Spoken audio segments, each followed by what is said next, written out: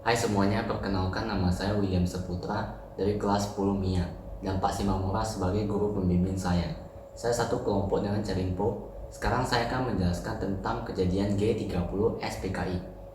G30 SPKI sering disebut sebagai Gerakan 30 September PKI, Gestapo, Gerakan September 30, atau juga Gestop, Gerakan 1 Oktober.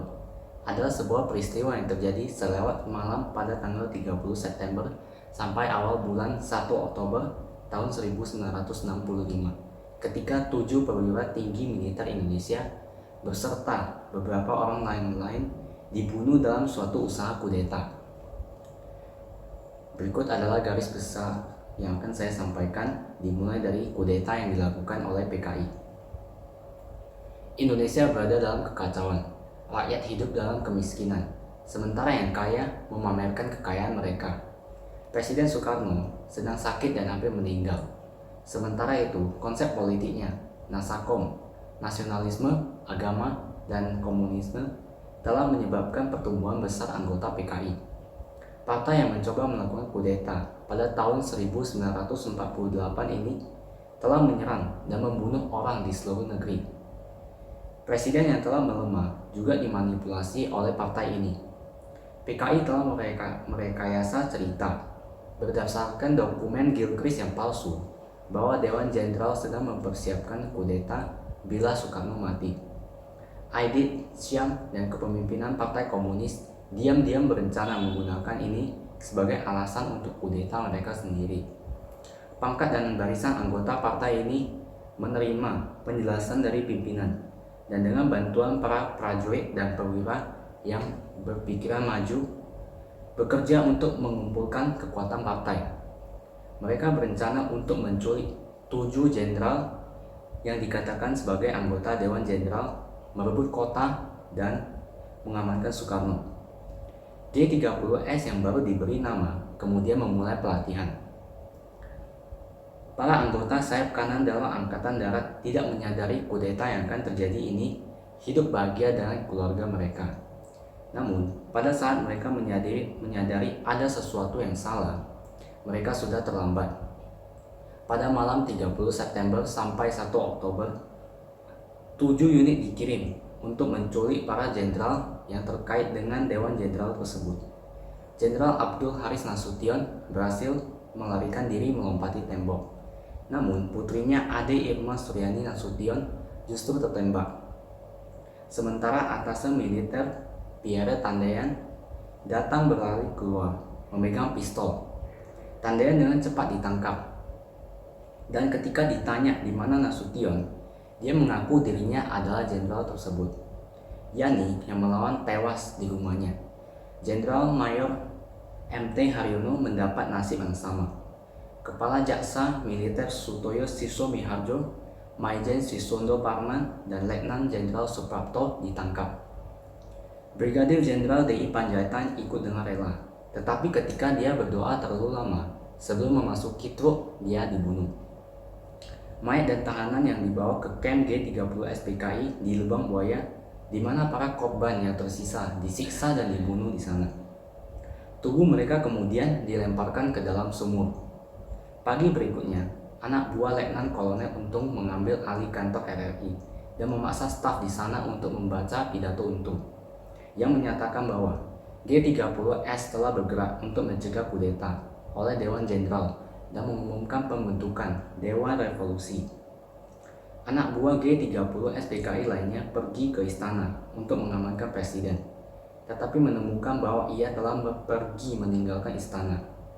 Di Pangkalan Halim, presiden berbicara dengan para pemimpin G30S dan menyatakan bahwa ia akan mengambil kontrol penuh dari Angkatan Darat.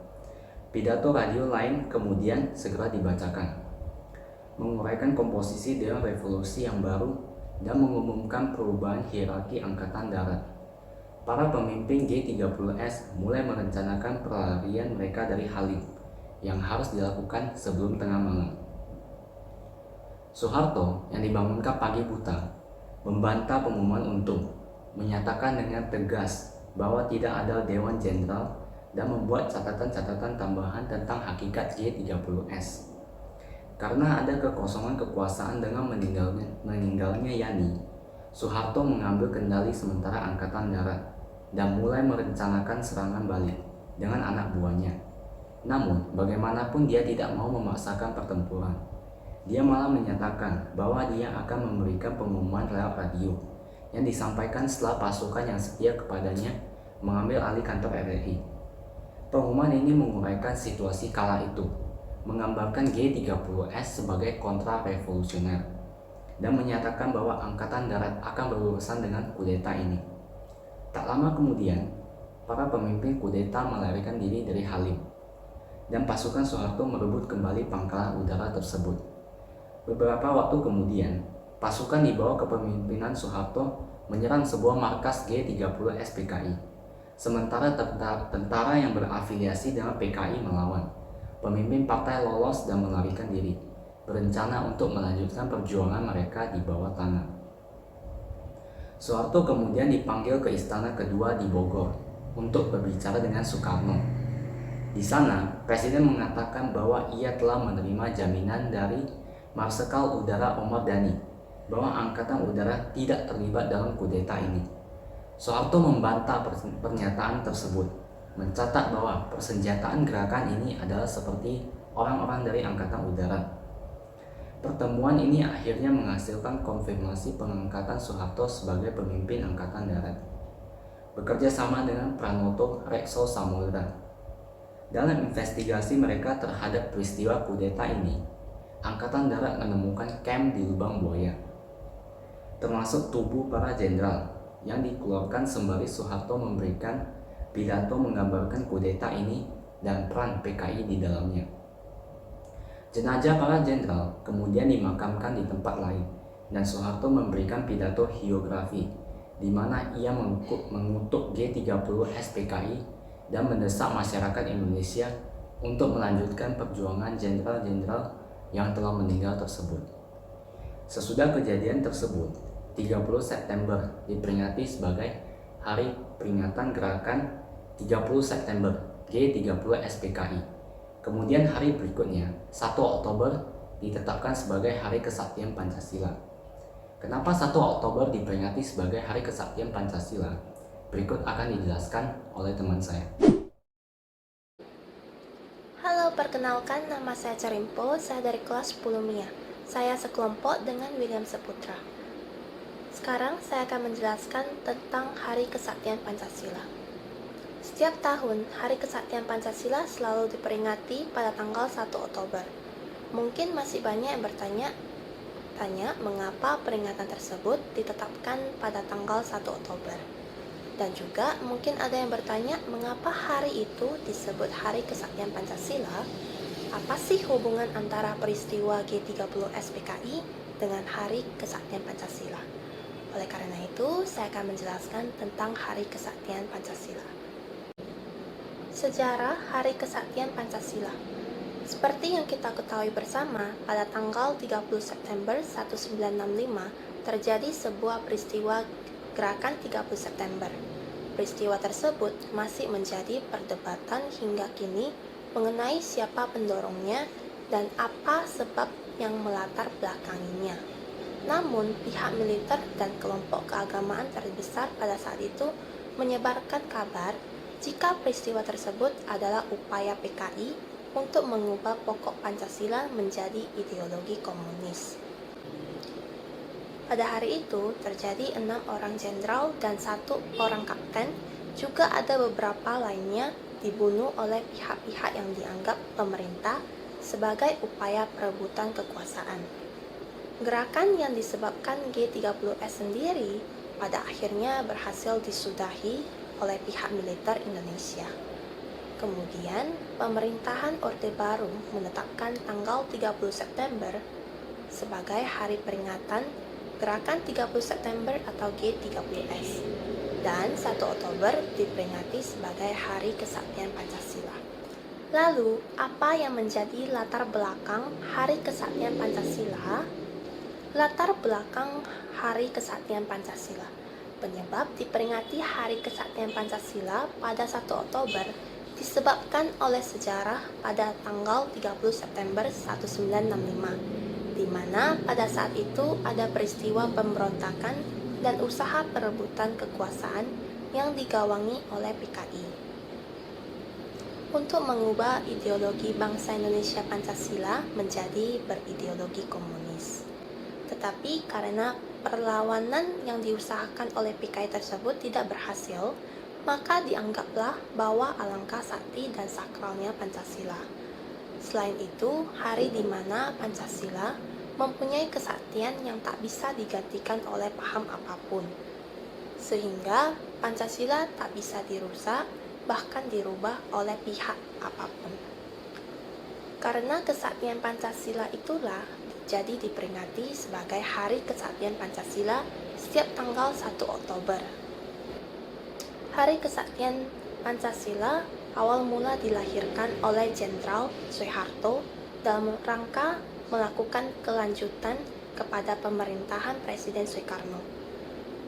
Dan Pancasila itu sendiri dilahirkan pada tanggal 1 Juni 1945 oleh Presiden Soekarno yang merupakan sebagai penggagasnya. Makna Hari Kesaktian Pancasila. Hari Kesaktian Pancasila mempunyai makna yang sangat penting bagi seluruh rakyat Indonesia. Makna Kesaktian Pancasila pun merupakan hari di mana seluruh anggota serta penjabat tentara Indonesia atau TNI berduka.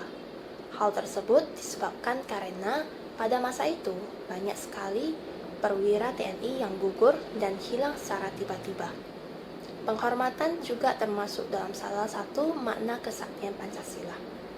Karena setiap warga Indonesia wajib melakukan penghormatan kepada seluruh pahlawan yang telah berjatuhan dalam melakukan tugas melindungi Pancasila.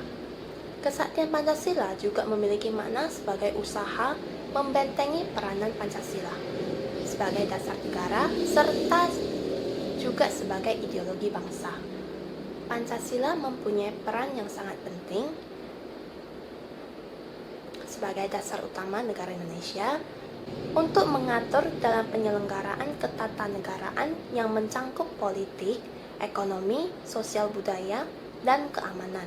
Soekarno sebagai penggagas Pancasila sendiri tak pernah menjadikannya sebagai pusaka yang sakti. Harapan saya, kita sebagai generasi penerus harus mempertahankan Indonesia menjadi bangsa yang majemuk, plural, dan multikultural. Bangsa yang tetap satu kesatuan dalam bingkai Negara Kesatuan Republik Indonesia. Bangsa yang taat pada ideologi Pancasila, bangsa yang konsisten mewujudkan amanat UUD 1945 dan setia dalam semboyan Bhinneka Tunggal Ika. Hal tersebut tentu sulit diwujudkan bila dilakukan sendiri-sendiri.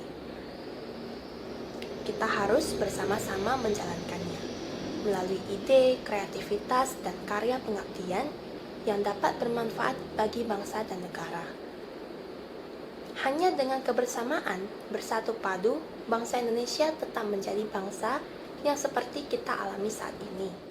Demikian yang dapat kami sampaikan. Semoga presentasi kami dapat bermanfaat untuk kita semua. Sekian dan terima kasih.